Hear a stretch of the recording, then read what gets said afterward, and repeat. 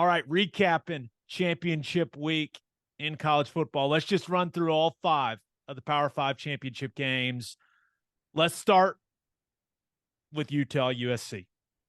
A 47-24 beat down. Now, USC came out hot. Caleb Williams was pushing it down the field, doing all kinds of ridiculous things with his legs, with his arm. He was looking incredible. He was what? They went touchdown, field goal on the first 3 drives and jumped out to a 17-3 lead. It was like, oh boy. I mean, USC's got it tonight. Now, for a missed opportunity to create some separation when Utah fumbled. They weren't able to capitalize on that. And then it became pretty obvious that Caleb Williams was not right, and everything changed from that point. Ted, he was playing hurt, couldn't move really, kind of became a sitting duck in the pocket, was a non-factor as a runner, and USC's offense looked lost. I mean, just looked lost. And that was the game, man. Like once they showed that vulnerability and once it was obvious that Caleb Williams couldn't move, Utah had all the confidence in the world, both sides of the ball, and they beat their ass. Yep. They were heating him up, man. They were coming after him. What was the final, what was the injury? Hammy. First quarter, he had that long run that was incredible, right? Where you're just like, oh my gosh, pulled his hammy. And I've actually never pulled a hammy now that I think about it, but from guys that have, like, it gets progressively worse as the game goes on, and you could see it. I mean, he just couldn't move there towards the end. Yeah, it was interesting because the first time I saw him limping in the game, I didn't see like the first couple of minutes of the game, maybe the first quarter of the game. So I saw the drive where he first started limping, and whenever he came off to the sideline, Lincoln looked like he was, I don't know. It was like, well, just, stop limping, or, it was weird. You know what I'm saying? Did you see that? Hey, could you stop the limping and like run around like you always do and make this offense look awesome? Yeah. It was almost like, can you go? And Caleb was like, yes. And he's like, well, okay, if you're going to go, let's go. I don't know. It was wild, but yeah, he became more and more ineffective. And I think whenever he knows he doesn't have that bailout ability, it changes things. It speeds up the clock in your head, right? It's like, I can't just bail out of here and take off running. Like, someone needs to get open right now. And so the timing was off. His throws were off. He lost all of his accuracy. Yeah, it got ugly really, really quickly. Yeah. So without Caleb Williams being able to kind of be what he's been all season long for them, the offense was ineffective. And then the defense was even worse.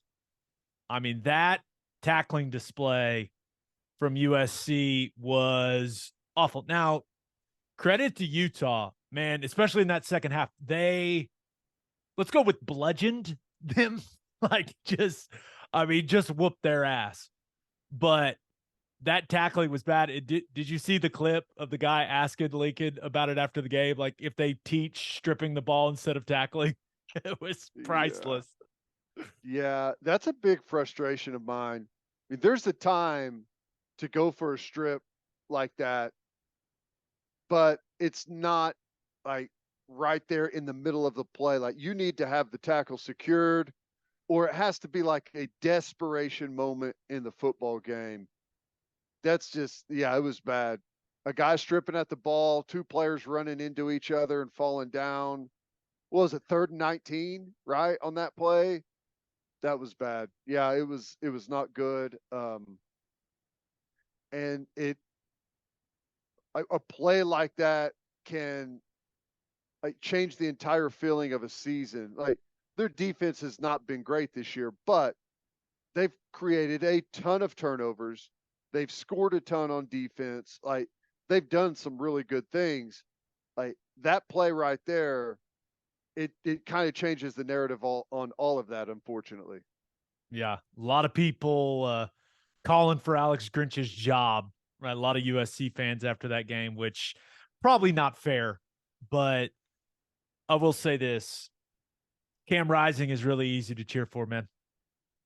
That I dude is mean, different, isn't he? I like the way that guy plays, and he got hit as hard as any quarterback I've seen get hit all season long. Helmet goes flying off. Just got up smiling like a psychopath. Like bounced right up. Amazing. Then you've got the post-game comments about Caleb Williams' fingernails and all that. And he's just like, I don't give a shit. Like it Yeah. was he's really easy to cheer for, man. He's fun to watch. I mean, Yes, he I is. think he's one of the most underrated quarterbacks in all of college football. Like he's an entertaining product. Like I He really is. enjoy watching him play. And he's way better running than he is. A deceptively elusive and fast, and like he's just good running the football, and he doesn't give off that appearance. And when he took that shot and got up, was smiling, put his helmet on, and the dude that hit him was like chirping at him. He's like, "Nah, I ate that. There's no big deal. No nothing." That was awesome. But I don't understand. I'm glad that that play was not called targeting. But I'm so confused on I they read through like the checklist of what it has to be for that situation, and it's like it checks the box perfectly, doesn't it? I I am a firm believer that targeting should call itself. You should be able to see it and be like, "Yep, that's it." You know what I'm saying? And that wasn't one of them. Now he got blasted, but yeah, I guess the only other things about that game, uh, Ohio State got lucky, right? Utah helped him out. Kyle Whittingham, even after the game, he was like, "You're welcome, Coach Day," which was pretty good. But Dalton Kincaid is an absolute stud at tight end for Utah. His tweet after the game: "Money can't buy that ring." Ooh. And then Utah's official Twitter account, Utah football's official Twitter account, little Photoshop action and put back to back on Caleb Williams' nails, which is pretty elite work from the social media team for the Utes. My wife was convinced that that was not their real account. Like they would not have done that. And I was like, I don't know. I don't know. I think that's within the think that's you've seen some stuff like that on social media recently. Hey, I'll tell you this though. Um, I know USC wanted to win that game, and I know the fans and the coaches they may have saved USC, not Ohio State, right? Because I don't know where they would have been ranked, but I mean, I think that that was a clear, and Caleb Williams to be healthy again, most likely, and that's different. But if Utah was going to be able to whip them on the line of scrimmage and go after their defense like that, I can't imagine what Georgia or Michigan would have done. You know? Yeah, it wouldn't have been pretty, but I will maintain my position on this. Going to the playoff is better than not going. Always. I'll always believe that. So I'm sure if you asked those guys, they would have gladly Oh yeah. gotten that game against Georgia and taken it on the chin. But hey, it is what it is. Still a very impressive year one under Lincoln Riley, where I think they exceeded pretty much all expectations that anyone had for him. So Yep. a lot to build on. But yeah, I think a lot of people in the state of Oklahoma we're tuned into that game on Friday night, checking it out. Highest ratings, like when they show the ratings and everything. Weird. 99% of the people in Oklahoma watch that game. Interesting. Interesting. Okay, the Big 12 championship game. Kansas State wins it in overtime, 31-28. Everything we thought this game would be. Just a fantastic back and forth football game that had a little bit of everything. I mean, it's so much happened throughout regulation. Like, it would take a really, really long time to recap all of it. But of course, TCU falls behind. They come charging back, just like they have a lot throughout the season. And overtime was, I think that's what we got to break down, Ted. Like, the overtime. First of all, did you think Kendre Miller scored the touchdown? When it looked like he was laying on top of everyone, reached the ball out, and the ball broke the plane.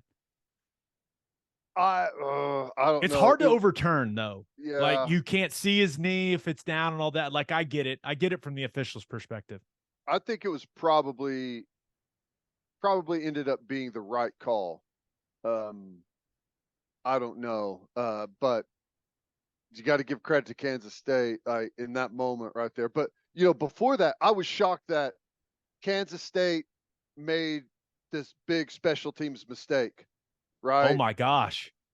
like that The was the muff. surprising, the muff punt at that point in the game. Like, you know, I said that special teams was going to be the difference, and it was going to be Kansas State, but proved not to be the case. That was wild, but I don't know. I would say that I think the call ended up being probably right.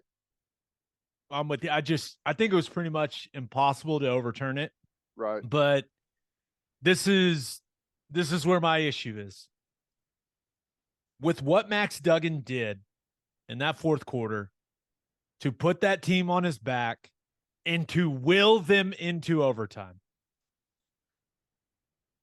I know Kendre Miller's been a really good short yardage back pretty much the entire season, right? I get it. You have to put the ball in Max Duggan's hands on 3rd and 4th down there. I mean, he just carried your team to overtime, and you just have him handing it off. Right? And you have to put him in a position where he can throw and run. Like, let him go make a play. Man, I thought that was coaching malpractice, that Max Duggan did not get to decide that game with the ball in his hands. Kendre Miller's a stud. But come on, man, you got to give Duggan the ball in those moments. You absolutely, like, he earned it. He earned to have the football in those moments. Well, I agree, and I would even say this: even if you want to hand it off, at least hand it off where there's the threat of Duggan keeping it, right? Because what he had done to them down the stretch running the football, like, they're going to be keyed on him big time, especially down there. And that makes it really difficult on the edge. Whenever you want to sell out on something, it makes it hard if there's the threat of that quarterback pulling it out and they put him under center where there's no threat of Duggan at all. I agree. And Strange call. Like, you're running right into the teeth and the strength of Kansas State there. yeah, it's like, hey, let's see if we can out tough Kansas State.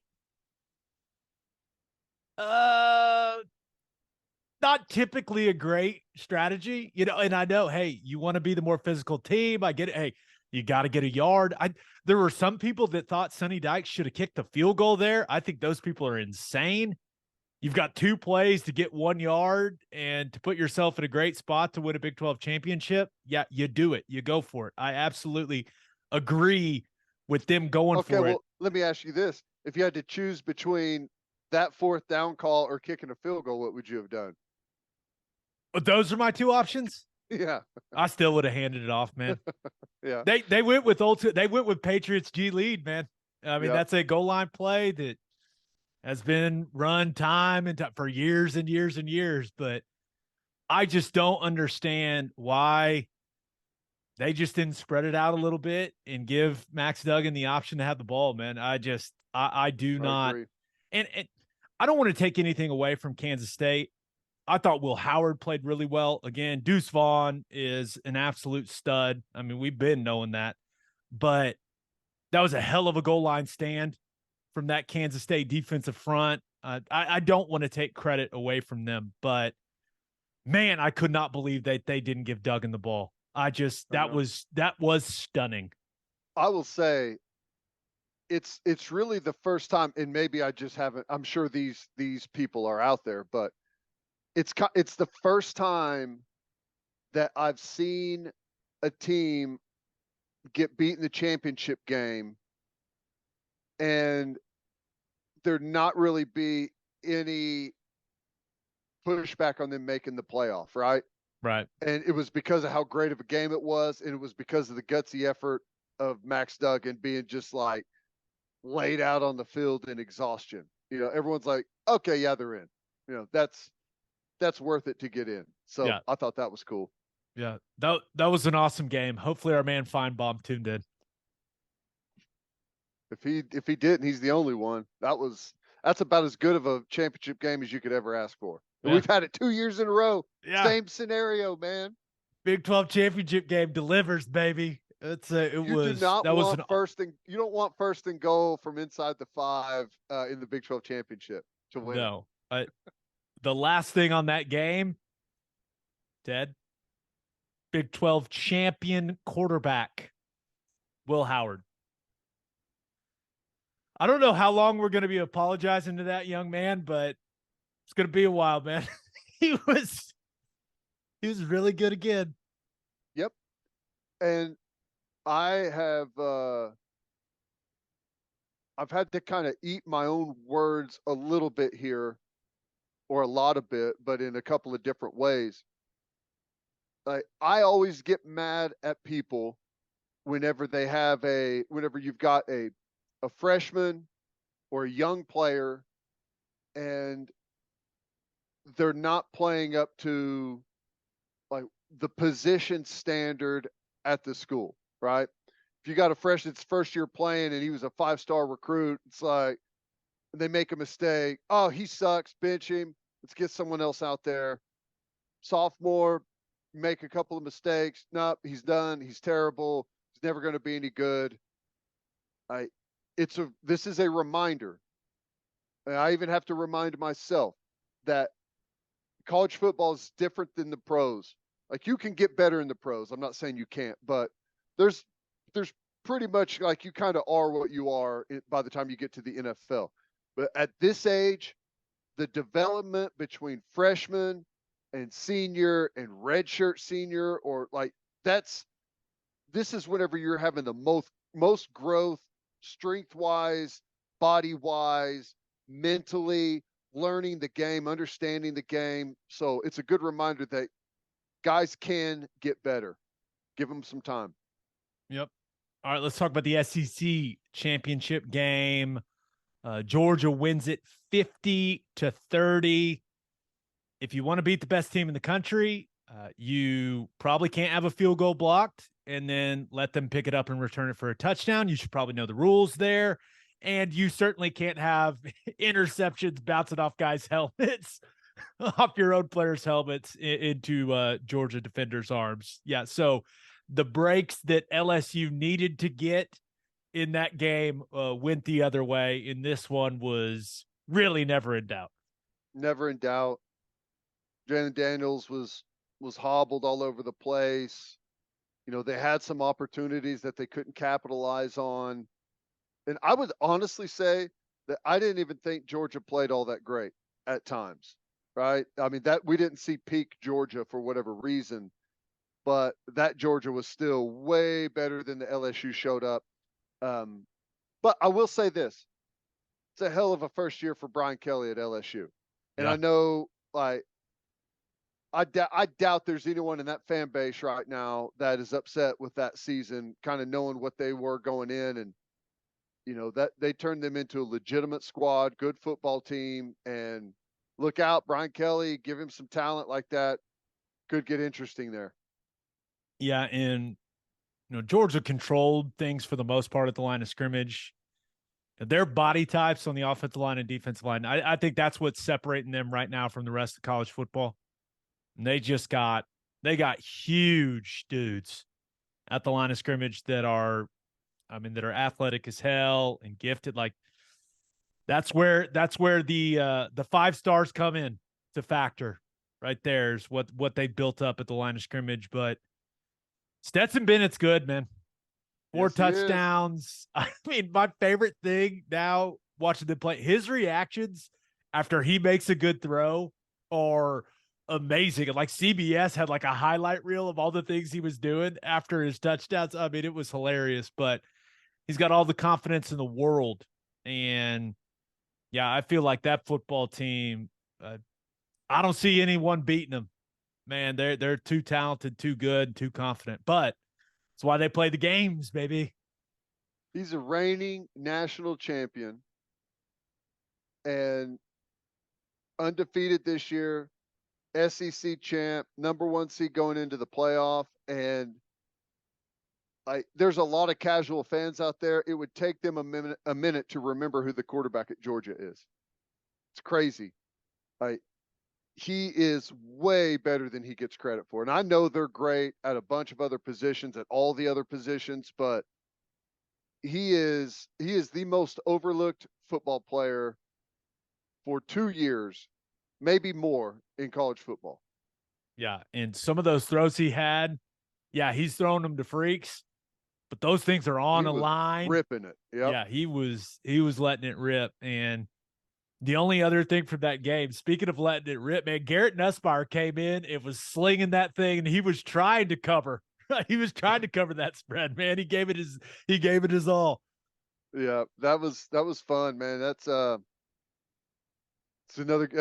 We got another good Georgia football team on our hands. We'll see if anyone can knock them off. Yeah. Okay. Big Ten championship game. Michigan beats Purdue 43-22. And this, I mean, it was a really fun and competitive game in the first half, but ultimately in that second half, Michigan's depth and physicality took over the football game, leaned on that rushing attack. Another big game for Donovan Edwards stepping in there as the main guy for Blake Corum. And yeah, they're just extremely productive with the running game. And JJ McCarthy, man, he continues to look sharp at quarterback for the Wolverines. So it really went about the way that I thought it would. I thought Purdue would be able to move the ball a little bit, score a few points, but comfortable win for Michigan. I don't think this one was ever in doubt either, even though it was tied at halftime. It felt like it was only a matter of time before Michigan took over, and that's exactly what happened. But ends up in the first 13-win season in the history of Michigan football. Not too Crazy. bad. Nope, it's really impressive. And Jim Harbaugh's record, what was it, 19-1 over the last 2 years in the Big Ten conference record is incredible. They've done some good things there, man. You got to give him credit. Unconventional, weirdo. Sometimes makes it really hard to root for Michigan just because of how strange he is. But he's done a good job there. They got a difference maker at quarterback, which changes things for him. I'll tell you though, Purdue's a fun team to watch. I like that group. That quarterback receiver combo was awesome. That's the first time I've got to see Purdue play this year, and that's a fun group. I'm not saying that it's a good reflection on the Big Ten West that they were in the championship game, but it's a fun team. Yeah, Aiden O'Connell, especially the circumstances, right? Losing his oldest brother, that couldn't have been easy for him. But I was impressed. That guy can sling it, right? He's fun to watch. But there were two things I wrote down about this game. Number one, the ref cam of Jim Harbaugh was by far the highlight of the game. Like that was one of the funnier things I've seen in a long, long time. And that's going to be, I mean, people were all over it on Twitter already, making it a meme. It was awesome. But sign me up for more ref cams whenever they're having conversations with coaches. That's awesome. I want a ref cam with Venables laying into one of the refs. Like I would love to see that. But the other thing is Purdue has tremendous colors. Black, white, gold. They got to bring better jerseys to the table than what they threw out there for the Big Ten championship game. You've got the color scheme is too good for you not to be looking badass for a Big Ten championship game. You got to be better, Purdue. Come on. And you What got do you? all those engineers there. Come on, man. Design Yeah, something sweet. yeah, It was like, yeah. You're like, oh, I guess that's Purdue. I'm just trying to. I don't even know what I would do with it. I don't know. Go crazy. Let's go all gold or something. Like, Yeah, I mean, do something, Purdue. Right now, you're just kind of that school there. You got a bunch of nerds. That's cool. I yeah. It just, was. Now that you mention it, it was pretty bland. yeah, Of all jazz it up a the little bit. You got great colors. of all the championship games, Purdue definitely has the crappiest uniform. Maybe them and Clemson. Yeah. Clemson's were but come on, Purdue. You can do better. Okay. Speaking of Clemson, last game, ACC championship game. Woo. 39-10. Tigers. Clemson wins another ACC title. And I remember when 11-2 with the conference championship and not going to the college football playoff. I remember those days. Those were good. Those were good, disappointing season days. Right. But another title for Dabo, and probably the biggest thing from this game is their fans seem really pissed off. Just Yeah. with 11-2, what an ACC championship, but it feels like they're always going to wonder what this season could have been if Dabo just would have made the switch to Cade Klubnik early in the season. And because it was clear in this game, like North Carolina, anyone that hasn't been able to watch them throughout the season, their defense stinks. Not a good group. And when Clemson couldn't get going early offensively against that defense, Dabo was like, I've seen enough. Put Klubnik in. Yeah. And to his credit, man, he did the damn thing. Came out there, is using his legs, throwing it all over the yard, sprinkling in some of the run game. But yeah, I think their fans, and I got to imagine some of the players on that team are going, what could this season have been if we just would have recognized that DJ Uiagalelei was not the guy and gone with Klubnik? But never know. Yeah. Yeah. That's tough because he's such a good kid. And yeah, but Klubnik looked great, man. He came in there and turned things around. I thought right out of the gate, Drake May was like, okay, let's see what he's got. Is he going to do something special? And he just doesn't have enough around him. You know, you can only play at that like chaotic pace for so long, especially against a good team before they turn those just chaotic moments into big problems for you. But he's a stud, man. You think he's going to stay there? There's been some Georgia rumors out there. Georgia doesn't need to get any better. Come on, man. That'd just be ridiculous. But hey, that's college football now, right? If you're Right. Mac Brown, you and your whatever NIL collective, you got to do what you got to do to keep Drake May, right? And he was far from his best in this game, right? The pick six was bad. I mean, it was bad. And, had the fumble, had another interception, can't turn the ball over and beat a good team. But yeah, there's no doubt. I got a feeling that North Carolina is going to do whatever they've got to do to hold on to Drake May. But he's the perfect example, man. Why wouldn't a guy like that hop into the portal and just essentially turn it into free agency? Like, why not? Why wouldn't he do it? Because this is the reality of it. He could get, I don't know, what, 3 million? 4 million, 5 million. I don't even know. Like, he could get a ton of money in the transfer if you just said, hey, all right, I want to go. Yeah, I want to have a chance to play with a good team, but who wants to pay me? Like, he would get more than anyone else ever has. Yeah, that's a great point. You'd probably get the most we've ever seen anyone get for 1 year of college football, which I wouldn't have a problem with. But could you imagine the articles? Could you imagine the think pieces on it? Oh my God. Well, the only thing I can say to that is, how much money do you think we can get together the next week? Listen, man, all the OUNIL things are coming together. So we gotta That's what we got to do. We got to do what we got to do, man. That's right. Yeah. Yeah, No, but he's a stud. He's going to turn into a dude. yeah, we'll see if North Carolina can keep him. It kind of sucks that that's like the conversation, like that's where college football is at now. But that's just we'll get used to it, I suppose. It's like you got to do what you got to do to hold on to your guys. I mean, Yep. that's just where it's at. All